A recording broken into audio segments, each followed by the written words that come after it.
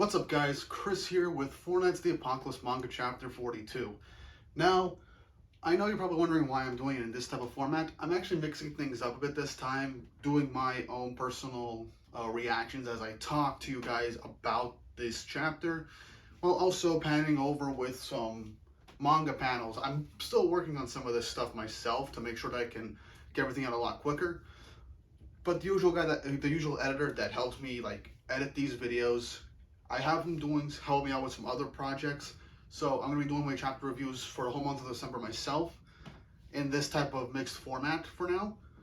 And if you guys enjoy this type of format, I will keep doing this because this will actually help me get these chapter reviews out a lot quicker and a bit more consistently, hopefully. At least that's what I'm aiming for with these types of review videos that I'll be doing for the future. But yeah, with all that brief interactions out of the way, let's get really quick into chapter 42 of the Four Nights of the Apocalypse. As chapter 41, not too much happened, but it set up the potential of the trap that the main cast is going to set for this new group of enemies, which chapter 42 is titled The Dark Talismans, which is what this new group of characters is called. But we won't start there. The very start of the chapter actually comes up with Arthur of all characters. This time we cut back in with Arthur on his throne room talking to Pelgard, a character we haven't seen since chapter 5 or 6, during his confrontation with Ironside about the identities of the Four Knights of the Apocalypse. And I like the brief interactions that the two of them have as they discuss the Dark Talismans going after Percival, who is a member of the Four Knights of the Apocalypse, and Pelgard asking to go and assist them. Arthur asking him if he wants to actually go with his help with the wife hunt, and Pelgard just starts laughing and states that Ironside is more suited to that due to his standoffish personality. I know he's mocking him and he just doesn't want to do that, but I like that Pelgard has the most personality out of all of these knights. I mean, Ironside is more duty bound and straightforward, and that makes sense for his character. The other knights, say for Ardberg, didn't really have too much of a strong personality, but Pelgard does. And this main group seems to be very sadistic. The Dark Talismans, and just very we do things right. No underestimating our opponents. That's kind of how they stated things last chapter. And I like how Pelgard is actually let to do what he likes. Arthur just waves him off and says, "Do what you want. I don't need constant reports. Just give me results." As Pelgard leaves the throne room, and at the outside of the castle, we see the guy skipping with glee. The fact that he gets to see Percival again and see just how strong he's gotten over the past. I honestly am not sure how long it's been since the confrontation with Pelgard. It's got to be at least over a month by now. It shouldn't have been too long, but shouldn't have been too short of a time to be a week, especially with the growth of the characters and everything that's happened. So I'm guessing a month. I'm guessing. But anyway, we then cut to the Dark Talismans as they have recently entered the Entangled Forest. As they're looking for a group, they then realize that 4 different magic signatures have dispersed throughout the forest. And they all agree to each go in a different direction to find these magic sources and then come back in 10 minutes. They're giving themselves 10 minutes. I don't know if they're hard pressed to meet back up. It depends on what's going to happen with them, or if they realize that it's just a trick, they'll go back to the same meeting spot or whatever. I'm not sure how that's going to happen. But they give themselves 10 minutes to come back with the heads of their enemies. And we then cut to Percival's group, as we then see that it's just a bunch of mini Percivals, the magic golems that Percival can make using his powers, that are being used to lure the Dark Talismans away. And it is a plan to separate them, that way our main group can 4v1 these knights, as remember, Ironside has been said to be incredibly powerful, and they barely even managed to hold their own against him, primarily because they all worked together. So if they work together, they've grown stronger over this time, especially now that Percival's gotten more used to his own magical power. They could actually, with proper teamwork now, hold their own against one of these Chaos Knights. And this is the main plan. And I like how we got a little extra piece of Sin's origins here, if you want to look at it like that. They're in this magic circle that Sin drew up, And he stated that as long as they're in there, their magical presence, their presence in general, can't be detected. And he states that he learned it from the Fairy King a little bit ago. Now, this could be either a joke, or perhaps he's talking about King, or maybe Bond. But I'm more inclined for it to be King.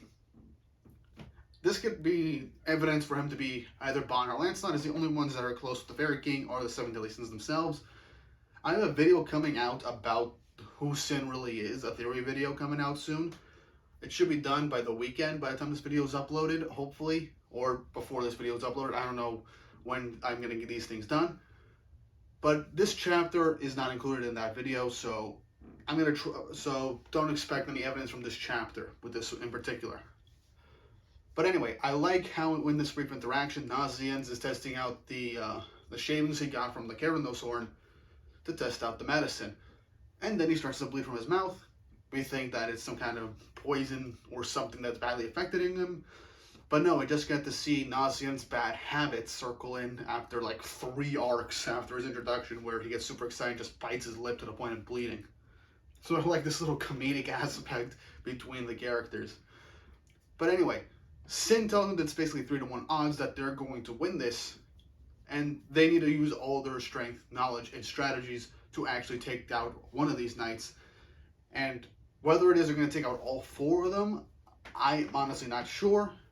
Perhaps they're going to take out one of them and use it as a chance to escape the entangled forest, but I'm not sure. But anyway, one of the Dark Talismans comes across this mini Percival, stomps on it, erases it, wondering what it is, and then the main group pop out and begin their assault. And I like how when he asks who Percival is gleefully telling him who he is, and everyone's just kind of hiding Percival behind him since he's so short compared to the rest of the cast, so it's kind of funny. But anyway, this Dark Talisman is saying that no matter, it doesn't really matter who they are, he's going to kill them all anyway. And I like how we get a vision of him with the dark, muggy aura around him through Ant's point of view, showing that he means business, due to the fact that he's hiding a lot of things, he has a ton of ill intent, but he is lying about something. He's hiding something. I don't think it's about killing him, but we can assume this is for almost all the Chaos Knights.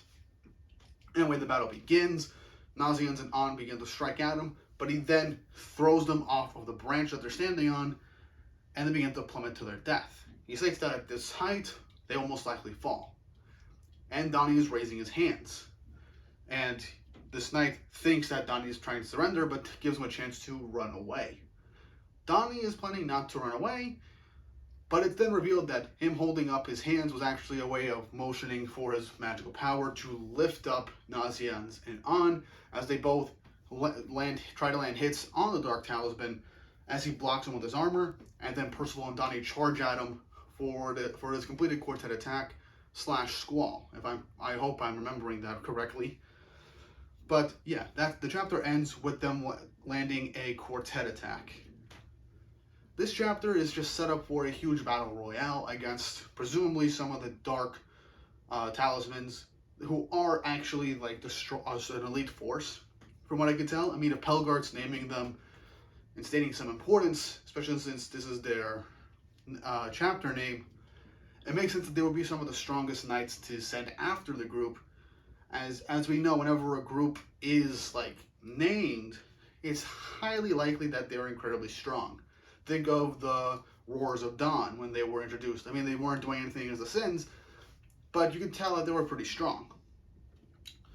But yeah, that's how this chapter ended. Not too much happened, just setting everything up for this fight. Potentially Pelgart arriving. What do you think Pelgart's going to do? Because it's kind of been a hotly debated topic that when he was introduced, but now it's kind of died down. No one really brings it up anymore. That Pelgart potentially could be a double agent for Leonis. I mean, he's the only knight of Camelot that doesn't want to kill Percival after their meeting. And even after discovering his magical power was a hero type, he wanted to train Percival to be his apprentice. He doesn't want to kill him. And hell, you're going off to find Percival. He doesn't have any intention of killing him. He just wants to see how strong he's become. So, I mean, either way, whether he betrays Arthur or not, I honestly don't really care. But that's kind of a theory poking around in my head. But overall, what do you guys think of this chapter? What do you think the results of this fight is going to be? Definitely next chapter, or within 2 chapters, it will be the conclusion of this battle against this one member of the Dark Talismans. There will be 3 left afterwards. Whether or not they fight or defeat them is completely unknown. And I brought this up in the previous arc, and I was completely wrong. But at least we got to see Gother. Wilson reveal his identity in this arc. I feel like he'll have to if the kids are going to die. I think there are like strict conditions on why he can't reveal his identity, which is why he didn't do it in Sistana against Ironside, just focused on taking out the Chaos creatures, while letting the kids handle Ironside in the Conflict of Eternal Darkness. So it's either going to be this arc or the arc afterwards, because I believe they're like literally past this woods should be where they should reach Leonis pretty soon. So Leonis should be the next arc. But yeah, that's basically all I have to say for this chapter. It was really good. I enjoyed it. I like the setup. Hopefully Pelgard comes in. Maybe he'll reveal he's a double agent, or maybe he'll fake the death of Percival, or do something to kind of let Percival get away so he could fight him again and be stronger. Again, still have no freaking idea. Pelgard's kind of a wild card in the series, and I love it. But yeah, what did you guys think of this chapter? Leave your comments down below. And theories as well. Don't forget to like and subscribe and hit the notification bell for updates on future videos. Very close to 1,000 subscribers, so I really hope we reach that goal before the end of the year. And also don't forget to check me out on Patreon and Ko-fi to help support the channel more directly. And with all that said and done, I hope you all have an awesome day.